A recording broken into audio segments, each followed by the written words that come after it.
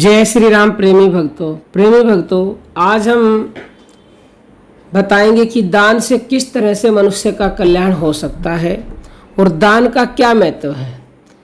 देखो, दान का महत्व तो हमारे शास्त्रों में शुरू से ही बताया गया है और ये भी कहा गया है कि दान दिए धन ना घटे। दान देने से धन घटता नहीं है, जबकि बढ़ता ही है। जितना दान दोगे उसका बढ़कर मिलता है, लेकिन वो दान भाव से दिया जाता है, निष्काम पूर्वक भाव से, तब वो बढ़कर मिलता है। आप दान किसी को भी दे रहे हो और आपका मन अंदर से गालियां दे रहा है कि मैंने इसको दान दे दिया, मेरा खर्चा चलता, तो फिर उसका फल नहीं मिलेगा आपको। दो तो निष्काम भाव करो, नेकी कर दरिया में डाल, तो फल अपने आप मिलेगा। देखिए, कलयुग में दान का बहुत महत्व बताया गया। हमारे कल्याण का उपाय दान ही है। हमारे शास्त्रों में अपनी नेक कमाई का, जो भी आप कमाई करते हो, उसका 10% यानी 10वां हिस्सा दान देना बताया गया है। देखिए, एक बार राक्षस, मनुष्य और देवता तीनों ब्रह्मा जी के पास गए। उन तीनों ने ब्रह्मा जी से कहा कि हमारे कल्याण के लिए कुछ उपाय बताएं। तो ब्रह्मा जी ने सबसे पहले राक्षसों को कहा कि तुम दया से दया करो, तुम्हारा अत्याचार बहुत बढ़ गया है, इसलिए दया करो सब पर, तो तुम्हारा कल्याण हो जाएगा। और देवताओं को कहा कि तुम सब अपने इंद्रियों पर दया से दमन करो, यानी कि इंद्रियों पर कंट्रोल करो। तुम भोगी हो गए हो तो तुम्हारा कल्याण हो जाएगा यदि तुमने दया से इंद्रियों का दमन कर लिया तो। और मनुष्यों को कहा कि हे मनुष्यों, तुम दया से दान करो, और कहा कि तुम तीनों के लिए यही कल्याण के उपाय हैं।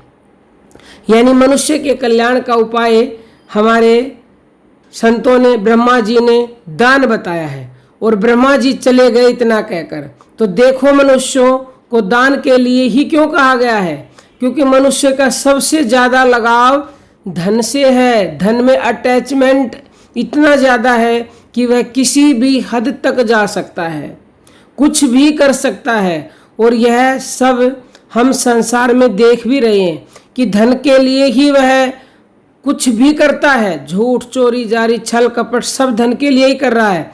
इसलिए शास्त्रों में दान के लिए कहा गया है, जिससे कि धन के प्रति हमारा अटैचमेंट, हमारी आसक्ति कम हो और हमारा मन भगवान में लगे। क्योंकि जब हम धन का अटैचमेंट समाप्त करेंगे तभी मन भगवान में लगेगा। वेद में सभी बातें हमारे कल्याण के लिए कही गई हैं और वेद भगवान से ही प्रकट हुए हैं। तो आप जो भी आपकी नेक कमाई है, आज ही निष्काम भाव से, बिना फल की इच्छा किए, ये मत सोचो कि आज मैं किसी को दान कर रहा हूं तो कल मुझे मिलेगा। वो अपने आप मिलेगा। भावना रखोगे तो नहीं मिलेगा। बिना भावना के दान करोगे तो निश्चित उसका 10% बढ़कर मिलेगा। यानी 10 रुपये दोगे तो 100 रुपये आपको कहीं ना कहीं से मिल जाएंगे। कहीं जाना होता है तो वो बच जाएगा, और कहीं रुका हुआ होता तो आ जाएगा। किसी का प्रमोशन हो जाए, कहीं ना कहीं से जरिया बन जाएगा। आप देखे तो देखिए, वैसे तो दान आप किसी को भी करो बढ़कर मिलता ही मिलता है, लेकिन हमारे शास्त्रों में गुरु को दिया हुआ दान सर्वश्रेष्ठ दान बताया है। इसलिए आपके कोई गुरु हैं, नहीं भी हैं, तो आप किसी भी गुरु को दे सकते हैं, और आप अपने को भी दे, दूसरे को भी दे सकते हैं। क्योंकि गुरु एक, सेवा अनेक। दान दो और पुण्य प्राप्त करो, इस जन्म में भी मिलेगा, उसका लाभ अगले जन्म में भी मिलेगा। ये संसार लेन देन की मंडी है। जो चीज आप दोगे उसी का 10 गुना होकर बढ़कर मिलता है। दान दोगे तो उसका बढ़कर मिलेगा, किसी का पाप करोगे, बुरा करोगे तो उसका बढ़कर मिलेगा। तो उम्मीद करते हैं कि आप समझ गए होंगे हमारे शास्त्र में दान का क्यों इतना महत्व बताया गया है, और क्यों हम भी कहते हैं कि तन मन धन अर्पण गुरु चरणन कीजिए और ब्रह्मानंद परम पद मोक्ष गति लीजिए। गुरु को तो तन मन धन अर्पण करना बताया है, क्योंकि गुरु शरीर नहीं, गुरु शक्ति है। गुरु साकार रूप में भगवान है। तो जो साधक ऐसा समझ लेता है उसको स्वयं भगवान भी आगे बढ़ने से रोक नहीं सकते। कोई भी आपका प्रश्न हो तो 9958515054 पर पूछ सकते हो। दीक्षा लेने के लिए भी इसी नंबर पर मैसेज कीजिए।